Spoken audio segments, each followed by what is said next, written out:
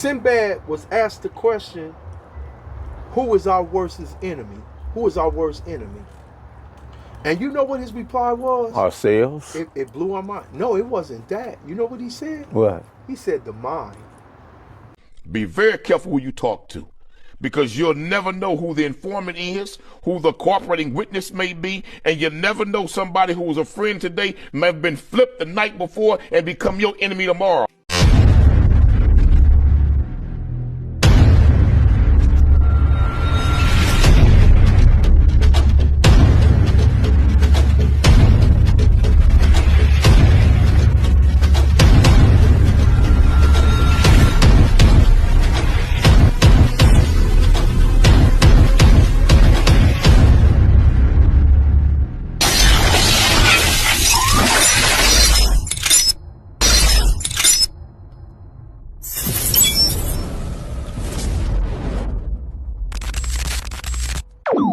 About humanity, putting truth in these lines while they busy feeding lies. When you got that tunnel vision, gotta open up your eyes.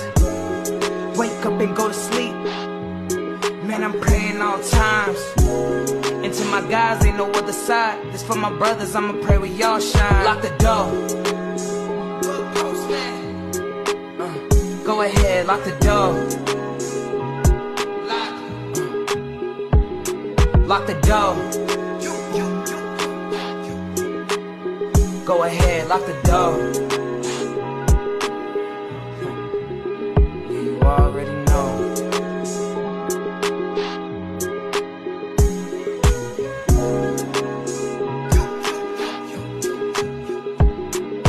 Depending on the lessons, some people eat, some people learn. But the game is going to send you big. Gang culture. So the gang culture is not necessarily what it was in 72, 73, 74, all the way up to the present. At some point, social media, hip hop, and gang culture are in a relationship. One of them is a side chick and the other two are actually married. If you think about it in context. Well,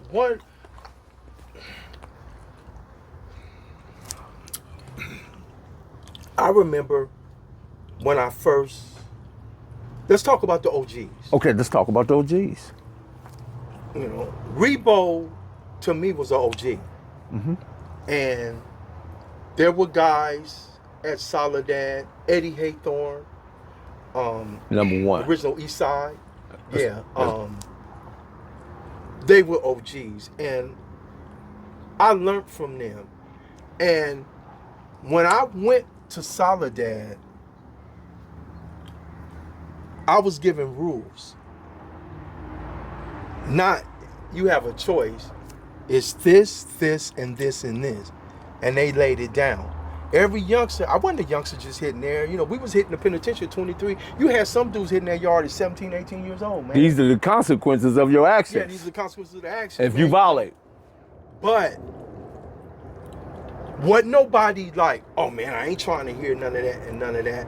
And I'm saying this to say, you have some people say, oh man, well, these youth don't respect the OGs because they was on drugs or because they did something that wasn't in accordance with the rules. But what about the ones that didn't do that? What about the ones that kept it 100 and kept it solid? So let's talk about the ones that kept it 100 and kept it solid that's been out here in society, because not everybody went away and did 28 years like I did, or did a stretch. Now, a lot of people didn't do that. Some OGs stayed out here and they've been out here. So how did this get the way it did with OGs being out here? I'm going to tell you exactly how. They went along with it. They went along with the BS, bro.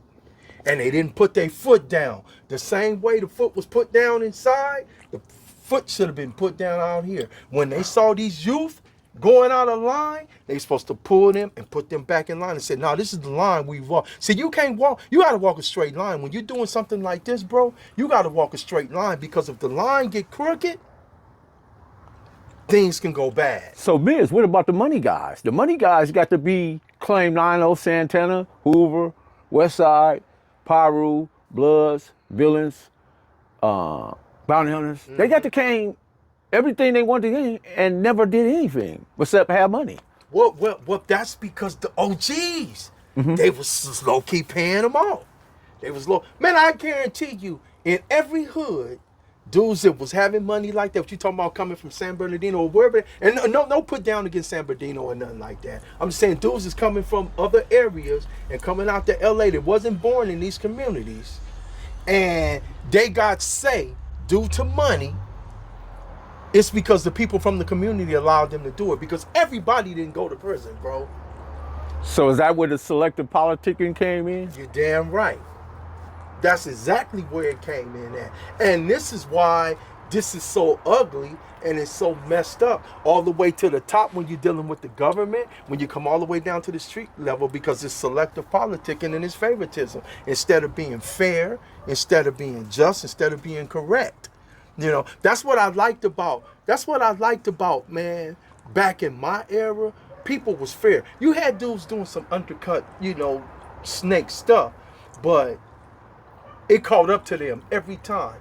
When you heard about somebody in the trunk of a car with their things cut off and their private parts, and when you heard about stuff like that going on, you got to think of what they did. Well, life itself is a game of boomerang. Sooner or later, your deeds, your actions, your motives, and your choice of your decision making come back with extreme accuracy. With extreme accuracy, because I was in the game and I was moving just as much weight as a lot of people. I just wasn't hanging out in the scenes and in the areas. And nothing foul like that happened to me. Not saying that I'm special or nothing, because I was a fair individual, man, and I wasn't messing over women. I wasn't messing over women's children. See, a lot of people don't take that into account. Because here's the thing: play stupid games, you win stupid prizes. You're damn right. And that's another thing I want to talk about, man, is that how a lot of guys out here, and I'm not saying it to offend anyone, but in my area, if you was on this C card thing or this B card thing, a P didn't get no respect. You follow what I'm saying? Didn't get no respect. Not in this culture. No. And so, not in this culture, and I see now. We used to beat them up. We used to go down there on Century Prairie and catch them and beat them up. And so I understand now that we're in a different lane and we're in a different culture. But how you gonna politic on somebody when you got a 16, 17-year-old out there on the blade? How you gonna politic on somebody? Because if you get caught up for that, when you go in the institution, you're supposed to get booked. So, but see, people are accepting pedophilia. They're accepting everything now. Everything is a go. So how can you respect the lane now? Why would you want to have anything to do with this lane, bro? When look at how the lane is. The church used to have responsibility in that. Now the church say a man can marry a man, a woman can marry a woman. Matter of fact, the pastor can marry his boyfriend and they can be up in the pulpit together. That's what the church is now saying. But the church used to be clear on that. The church said no man shall lay with another man. No woman shall lay with another woman. So what is it? Now we got cafeteria type of religion where you go in and pick what you like and leave the rest? Is that what it is? Then if that's what it is, I don't want to have nothing to do with it, personally. I heard someone say the other day, someone was asked this question. Matter of fact, it was Sinbad, my boy out of 4th track. You got to put me in touch with him. Yeah, sharp dude, no doubt, and he'll step up to the plate, no problem. Sinbad was asked the question, who is our worst enemy? Who is our worst enemy? And you know what his reply was? Ourselves. It blew my mind. No, it wasn't that. You know what he said? What? He said the mind. Blew my mind, bro. Mm-hmm. Blew my mind because I thought about it. Let's go. The mind. That's what Willie Lynch. He said when they lost the Civil War, he said, we finna lose these Negroes physically, but let's get up here. Let's turn the field Negro against the house Negro. Let's turn the light-skinned against the dark-skinned. Let's turn big against small, skinny against fat. Let's find all the ways to exploit them. Yeah. And we like that today. I remember, God rest my mother's soul, my mother didn't want me dating nobody as dark as me.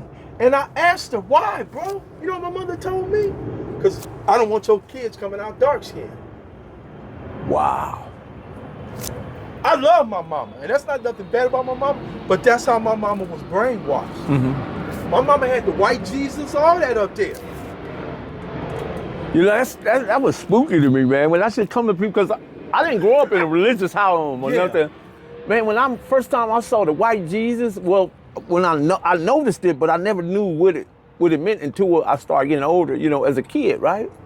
And then when I saw them people falling out in the church, talking in some language I didn't understand, man, I got spooked, man, because I didn't know what it was. I was a kid, and my parents didn't adhere us or force us into any type of doctrine or religious fanaticism as a youngster, because it's all indoctrination. Man, my mama made me go to church every Sunday. Man, that's why I'm going to church now, man. My mama made me go to church, man. And I told my mama, when I get old enough, I ain't never going to church again. Cali Miners, baby. Proof of grind all the time. Music money. Got a dollar sign. Hub City. I'm a street nigga, streets fuck with me. I'ma keep pushing products till the fans get me. It's guap off top, diamond Cartier. That nigga Wall won't give a bro bitch the time of day. They see me climbing, they see me shining. That's hard work, proof of grinding. New money got me tipping in that 550. Ali, bad man, and I'm so pretty. I got that tech with me, that's my hater sprayer. Go big, grind now, nigga, play later. What can I say? I'm addicted to this paper stacking, and I don't talk about it, I just make it happen.